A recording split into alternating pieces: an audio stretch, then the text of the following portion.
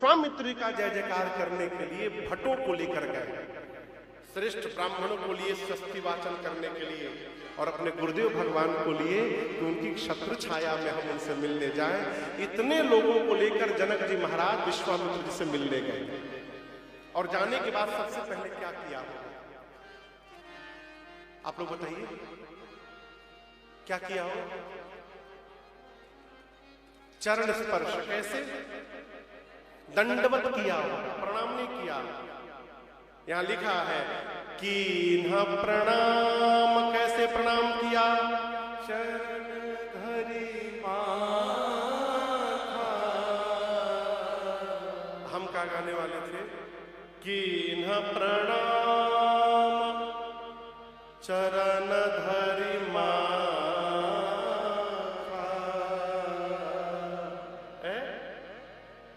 विश्वामित्र जी के चरण में अपना माथा रख दिया। माथा समझते हैं का? सिर।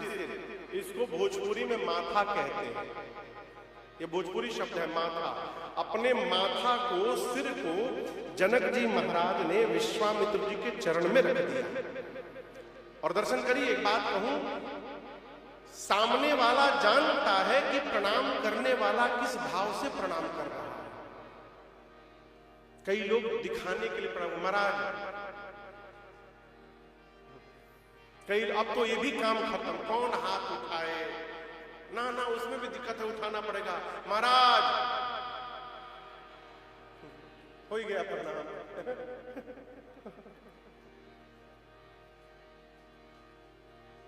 विश्वामित्र जी ने प्रणाम किया, जनक जी ने प्रणाम किया, विश्वामित्र जी ने उनको आशीर्वाद दिया, कुशल क्षेम पूछ करके बिठाया है और दोनों महापुरुषों में सत्संग प्रारंभ हो गया। किसमें? जनक जी में और विश्वामित्र जी में। अब एक बात समझिएगा, जिस समय राम लक्ष्मण जी वहां पहुंचे हैं, विश्वामित्र जी के पास जनक जी पहुंचे हैं, उस समय वहां राम लक्ष्मण जी नहीं थे। कहां चले गए थे? गोस्वामी जी लिखते हैं, गए रहे देखन फुलवारी। दोनों भाई फुलवारी घूमने चले गए। कहां चले गए? अभी आते आते फुलवारी की क्यों चक्कर लग गया हो? यहां समझिएगा, बड़ा गूढ़ भाव है। बड़े के आगे छोटा बन के रहना चाहिए, बड़े के आगे बड़ा बनने से मर्यादा समाप्त हो जाती है। राम जी सोचे, यदि मैं रहूं और मेरे रहते यदि जनक जी महाराज आ गए और कहीं उनकी दृष्टि यदि मेरे ऊपर चली गई ना, तो मुझे देखने के बाद वो मेरे गुरु जी को देखने लायक नहीं बचेंगे, वो मेरे में ही फंस जाएंगे। और जब मेरे में फंस जाएंगे तो मेरे गुरु जी का सम्मान आदर कैसे होगा?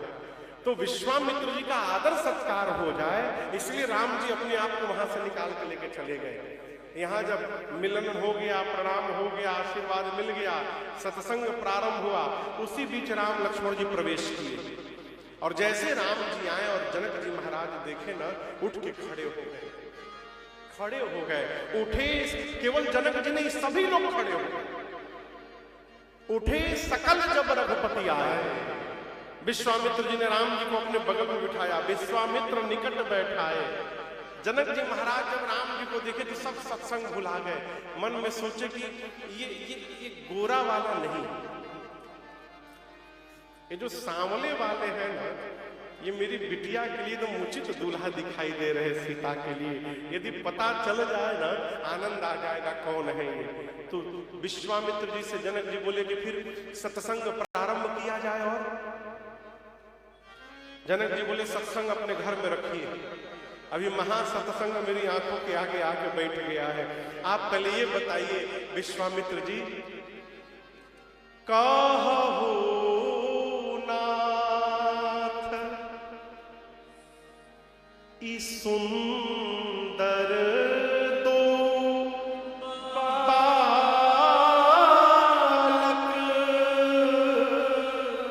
हे प्रभु ये सुंदर दोनों बालक कौन है? क्या किसी मुनि कुल तिलक, क्या किसी मुनि के लड़के हैं? विश्वामित्र जी बोले जनक जी गदगद हो गए। चलो डर था कहीं बाबा जी के लड़के होंगे तो कैसे विवाह होगा, हम क्षत्रिय हैं। अब कंफर्म करने के लिए क्या नृपकुल पालक, क्या किसी राजा के बेटे हैं? अब इस पर विश्वामित्र जी कुछ बोले नहीं। महाराज एकदम उतावले हैं, बोले मुनिवर आप नहीं बोल रहे हैं, मुझे जो लग रहा है मैं मन में मैं बताऊं मुझे क्या लग रहा है। विश्वामित्र जी बोले बताइए क्या लग रहा है।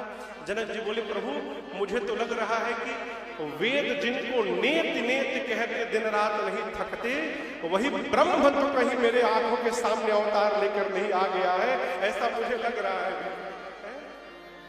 इनको देखने के बाद ना मेरा मन वैराग्य छोड़कर इनके अनुराग में फंस गया है। आप सत्य बताइए ये कौन है, मैं बर्दाश्त नहीं कर पा रहा। विश्वामित्र जी मन में सोचे धन्य है जनक जी, पहली दृष्टि में मैं भी नहीं पहचान पाया था कि ये ब्रह्म है जब तक ये ताड़का को नहीं मारे, और आपने पहली दृष्टि में जान लिया कि ये ब्रह्म है। बोले महाराज आप नहीं, संसार में जितने जीव हैं सब इनको प्राण के समान प्रेम करते हैं। जैसे विश्वामित्र जी बोले राम जी मुस्कुराए, कहे गुरुदेव मेरा पोल मत खोलिए गुरुजी, मैं गुप्त रूप में अवतार लिया हूं, मेरा असली परिचय मत बताइए। तब विश्वामित्र जी ने राम जी का लौकिक परिचय दिया। क्या? रघुकुल मणि दशरथ के जाए, रघुकुल मणि दशरथ के जाए, मम हित लागी नरेश पठाए, मम हित लागी नरेश पठाए, सुंदर श्याम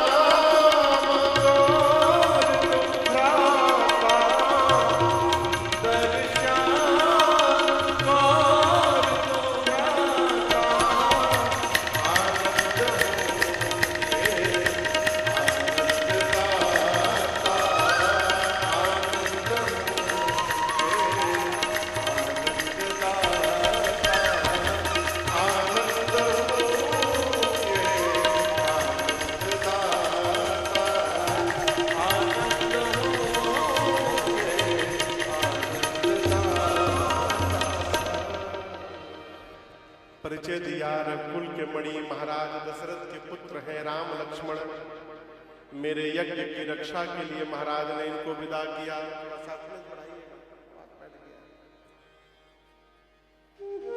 राम जी ने यज्ञ की रक्षा की मुनिवर, और विशाल घोर निशाचरों का अंत किया इन्होंने।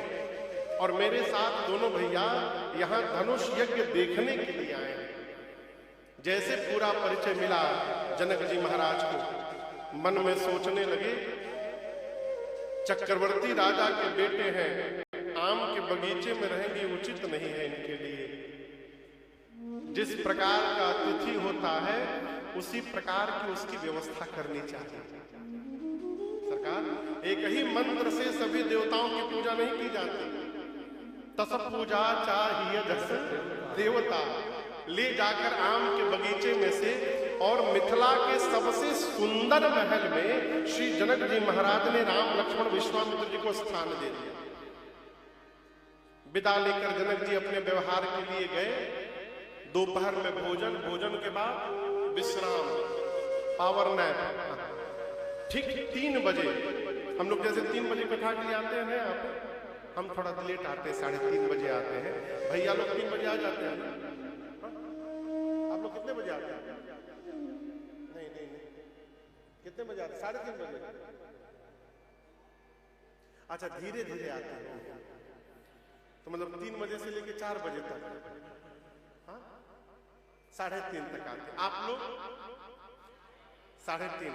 अच्छा, हम सोचा था अच्छा 2:30 बजे आए थे। अच्छा, कोई बात। हाँ, तो यजमान को पहले आना ही चाहिए व्यवस्था के लिए। हम तो 3:45 3:30 से 4 के बीच में आते हैं।